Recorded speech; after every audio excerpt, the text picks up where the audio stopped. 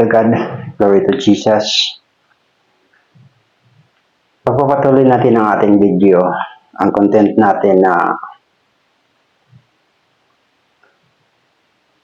the 7 principles of God, the lamp and light of faith.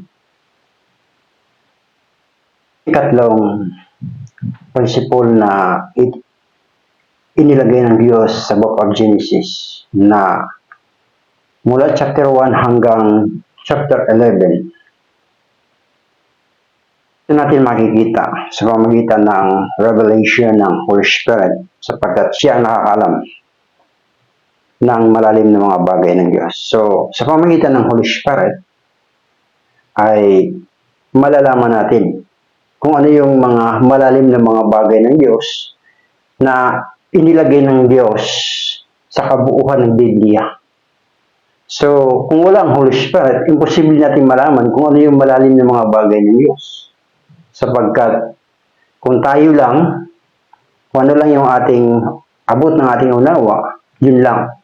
Pero sa Holy Spirit, malalim na mga bagay ng Diyos ang alam niya. So, dahil sa pagtatagumpay ng ating Panginoon Kristo, nang ang Panginoon Kristo ay nagtagumpay sa cross, ang Panginoon Kristo ay nagtagumpay sa kamatayan sa pamamagitan ng pagkabuhay na maguli.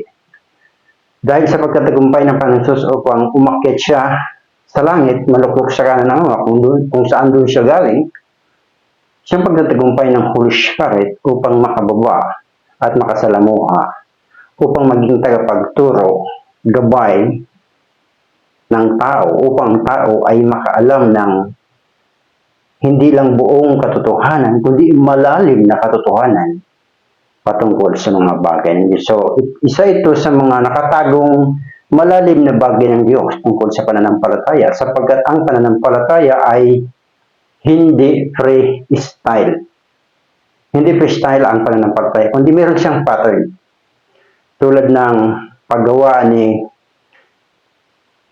Moses ng mga instrumento tungkol sa templo, ipinakita muna ito ng Diyos sa bundok ng Mount Sinai bago ito ay ginawa ni Moses. Kaya nga sabi ng bili ng Diyos kay Moses, according to the pattern. So may pattern ang pananampalataya, hindi ito freestyle na kung ano lang yung gusto natin gawin na maiba tayo sa karamihan, ayun ay pwede. Sa tao pwede, pero sa salita ng Diyos hindi pwede. May pattern siyang inilagay. At ang pattern na ito na siyang prinsipyo ng Diyos bago niya nilikha ang pananampalataya ay napakahalaga sapagkat hahanapin ito ng Diyos. Ito yung batayan ng Diyos. Kung yun ba ang binaybay natin na panuntunan ng pananampalataya na kanyang nilikha o gumawa tayo ng freestyle faith, freestyle system and doctrine of faith. So, kinakailangan nating malaman ito, makita natin ito yung mga bagay nito ng Diyos. So, ang ikatlong principles ng Diyos ay kinakailangan nating makita yung kasuotan. Sapagkat yung glorified robe of God na isinuot ng Diyos kay Eva, na ano pa para hindi nila makita yung kanilang kakubaran, hindi nila makita yung kanilang kahihiyan.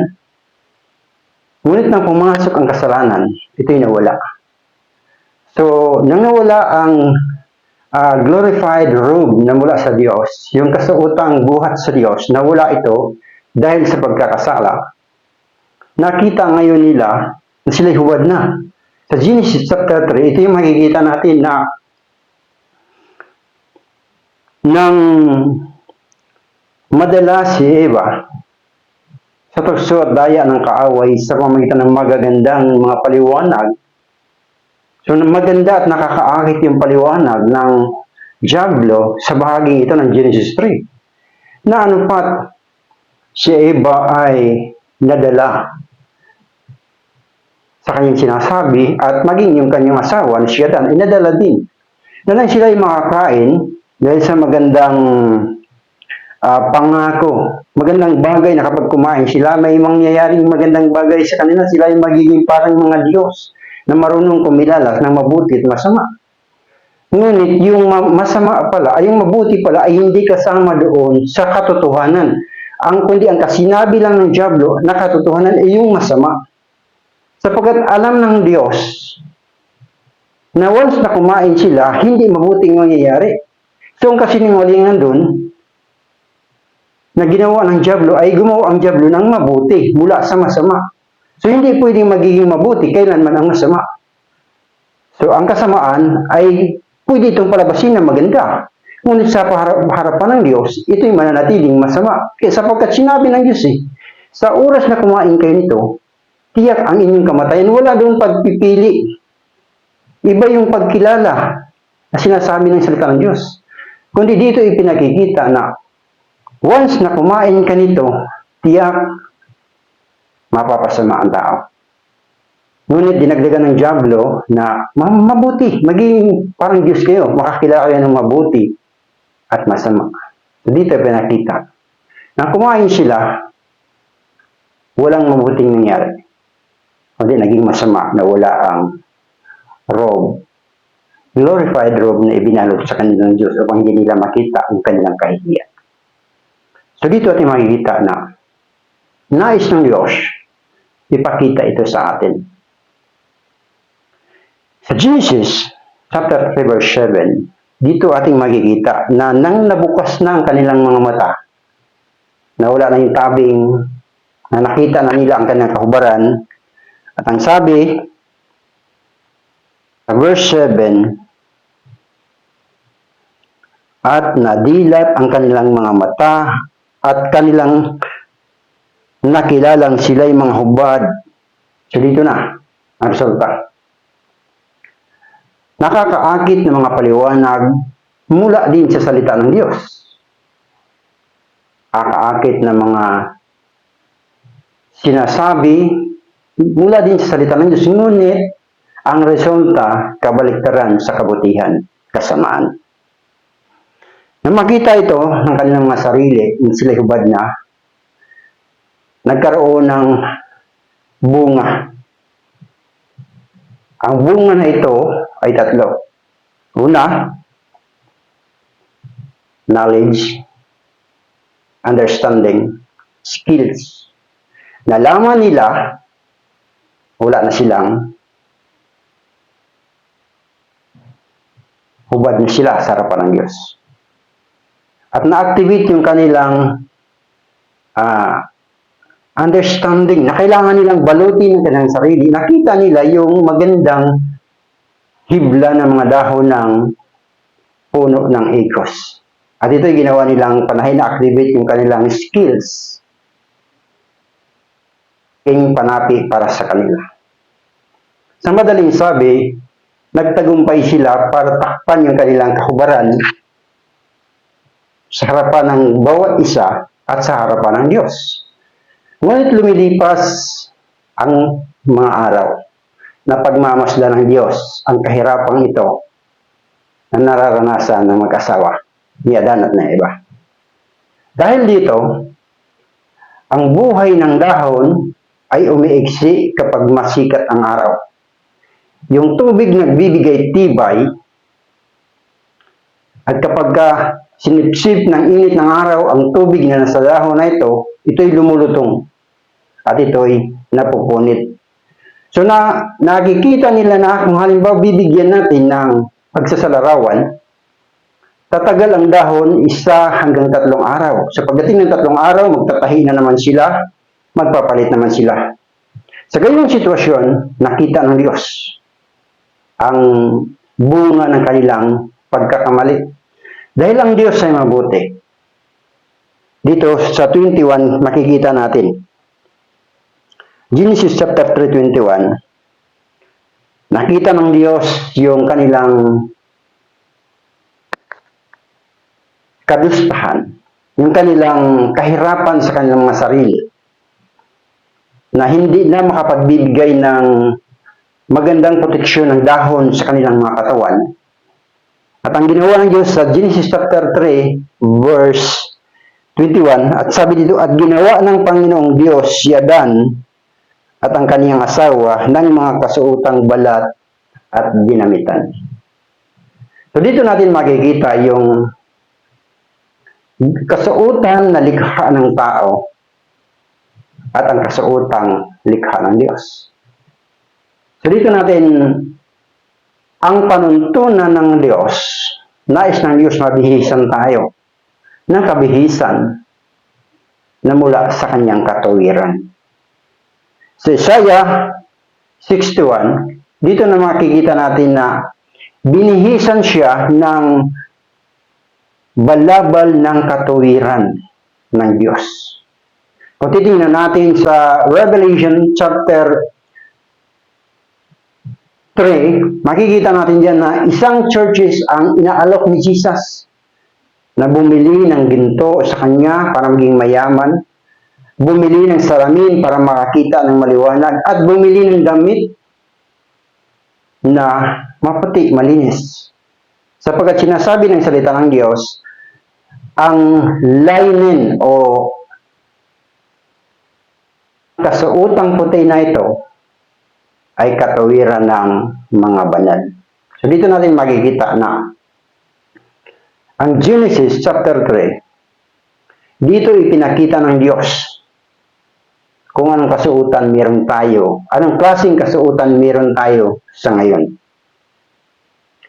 Sa Isaiah chapter 4 verse 1, sabi ng salita ng Diyos, sa araw na yon, 7 babae kakapit sa isang lalaki. Ang magsasabi, kumakain kami ng aming sariling tinapay, nagbibihis kami ng sarili naming kasuotan. Ito yung tinatawag na fabricated, manufactured by human robe of religion and denomination. Nais ng Diyos nating makita, anong klaseng kasuotan meron tayo? Sasabihin natin, nananampalataya tayo sa Diyos. Sa paanong paraan tayo binibihisan ng Diyos? Ibinigay niya sa atin ang kabihisan ng ating Panginoong Hesukristo. Lahat ng nasa Panginoong Hesukristo, kapag ating tinanggap lahat ng kanyang kapahayagan, sino siya, ano ang layunin, bakit siya parito sa lupa, kung ano yung kanyang aral, kung ano yung kanyang ipinakikilala, nagpakilala siya na siya ay anak ng Diyos na buhay. Dalawang klaseng kasuotan ang ibinigay ng Diyos para sa mga tao. Ang kanyang anak at ang Holy Spirit. Kaya nga sabi ni Jesus sa Lucas 24:49, ito yung kabihisan hanggang sa tayo ay mabihisan ng kapangyarihan ng Diyos. Lucas 24 verse 49. Maganda ang translation ng pag-interpret na ibinigay ng NIV tungkol sa kabihisan ito. Clothed ang ginamit niya na word. Sa ibang salin, makikita natin yung sasangkapan kayo. Parang ini-equip lang. Pero dito sa NIV translation, sa Luke 24 verse 49, sabi niya dito, I am going to send you what my Father has promised, but to stay in the city until you have clothed with power from on high. Ang kabihisan na binibihis ni Jesus sa atin ng Diyos ay kapangyarihan. Nais ng Diyos nating malaman ang mga bagay na ito. Pagka tayo ay ang ating kasuotan ay mula sa pinagtagpi-tagping dahon ng puno ng igos. Sa Mark 11, dito ipinakita ni Jesus. Hindi sinumpa ni Jesus ang puno dahil sa wala siyang pakinabang, wala siyang nakitang pagkain. Hindi, ipinakikita niya ito in connection with Genesis na ang dahon ng puno ng igos ay ginawang panakip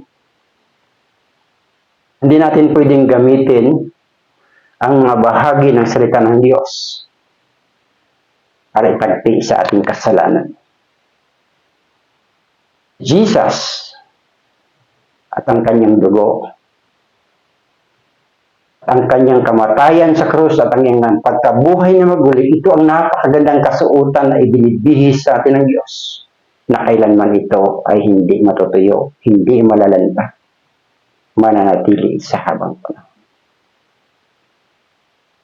Nawa sa video ng ito ay meron tayong natutunan. At nawa pakanaisin natin na tayo'y mabihisa ng Diyos. Tanggapin natin ang kabihisan na ito na ibinigay ng ating Panginoong Diyos. Ang pangalan ng ating Panginoon sa Kristo. Siya ang anak ng Diyos na buhay. Sa kanyang pangalan may kapangyarihan, sa kanyang dugo may kapangyarihan. Higit sa lahat, sa kanyang Espiritu, ang Holy Spirit. Ito yung ibibihis sa taong tunay na nananampalataya sa Diyos. Sapagkat ito ay hindi naluluma. Hindi katulad ng kapangyarihan ng dahon. At ang magpapatibay ng ating pagkatiyakan sa ating buhay na ito na tayo ay nabihisa ng Diyos ay sa pamamagitan ng karanasan. Ang Diyos ay hindi teorya. Ang Diyos ay totoo. Ang Diyos ay persona. Naririnig ang kanyang tinig, mararamdaman ang kanyang pasensya. Darama ng ating puso na siya ay Diyos na buhay. Kaya napakahalaga na ating makita yung panuntunan ng Diyos. Kasakaling magising tayo sa katotohanan na ang in-expect nating kasuotan ay kahubaran pala sa paningin ng Diyos sapagkat sinumpa na ni Jesus yung gagamit ng dahon ng puno ng higos. Sapagkat nais ng Diyos na tayo siya mismo ang magbibihis sa atin. Kabihisang ito natatagal sa habang panahon sa buhay na walang hanggan. Purihin ang Diyos sa oras na ito. Ang Holy Spirit, siyang nakakaalam ng mga lalim ng mga bagay ng Diyos na siya ang patuloy na mangusap sa ating mga puso, isipan, pang ating malaman ang mga panuntunan na ito ng Diyos. Sapagkat kapag nalaman natin ang panuntunan na ito ng Diyos, malalaman natin na tayo ay nasa pananampalataya na Diyos ang may tatag. Diyos ang may likha. Sapagkat narito tayo sa kapanahunan na ang daya ng dyablo kapag wala tayong personal experience at makikinig lang tayo sa kabi-kabila ang magagandang paliwanag ng mga tao, susunod tayo. Susunod ang tao. At ang sabi ng salita ng Diyos, napakaluwag ng daan para lakaran ng mga tao, sundin ng tao, yun nga lang patungo sa kapamakan. Ngunit napakipot ang daan tungo sa buhay na walang hanggan. At sabi ng salita ng Diyos, kakaunti lang ang nakasumpong nito. Ang ibig sabihin, ang makakasumpong lang nito, yung makakaalam ng katotohanan mula sa Holy Spirit. Mula sa Holy Spirit ating malalaman, ating mararanasan at pagkakalooban niya tayo ng isang panibagong karanasan sa Holy Spirit tulad ng mga apostol. Sapagat ang unang nakaranas ng presensya at kapangyarihan ng Holy Spirit, una muna ay ang ating Panginoon Kristo. Mula sa baptism sa Ilog Jordan, naranasan niya. Ipinasa ito ni Jesus sa mga tao bilang kabihisan sa pagbaba ng Holy Spirit sa 120 sa Upper Room. Hanggang sa ngayon, ang Holy Spirit ay naghahanap kung sino yung gustong magpapabihis. Nawa, Holy Spirit, narito ang iyong lingkod. Sa kabihisan na ito na binibihis mo sa pangalan ng Panginoon Hesus, at sa kapahayagan at unawa ng malalim na katotohanan ng mga bagay ng Diyos, patuloy mo kaming balutin bawat isa na makapanood ng video ito. Salamat o Diyos sa iyong pagbihis sa kabihisang ito, sapagat ang pagbibihis nito na huling panahon ay sinabi mo, ibinigay ang karapatan sa mapapangasawa upang ayusin ang kanyang sarili, upang bihisan ang kanyang sarili at ipagkaloob ng Diyos sa kanya ang kanyang kailangan. Holy Spirit, salamat sa iyo.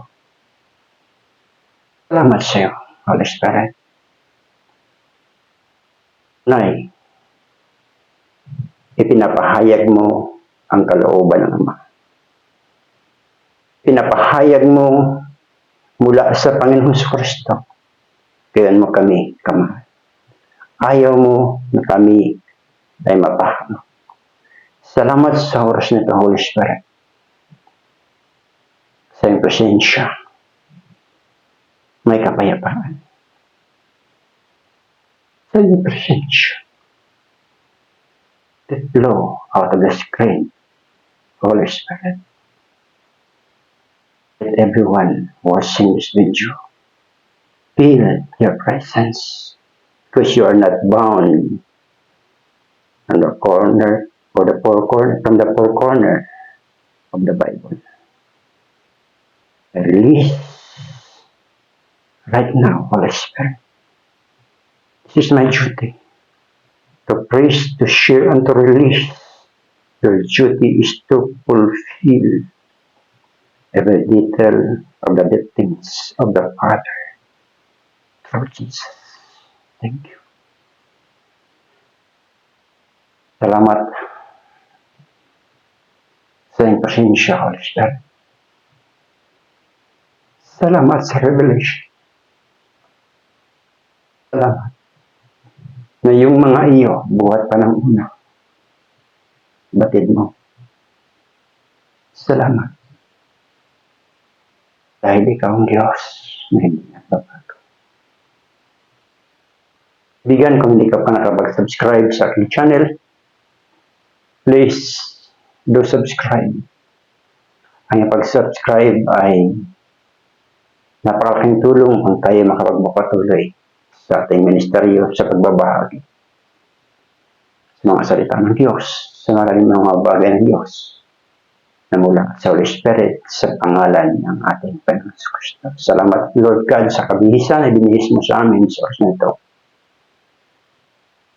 Robe of righteousness, the glorified robe of Jesus. Jesus, the glorified Lord. Jesus, the glorified Savior. Yes. Yes, Jesus, thank you. I give you praise, I give you glory, and I give you honor. In your name alone, Lord Jesus.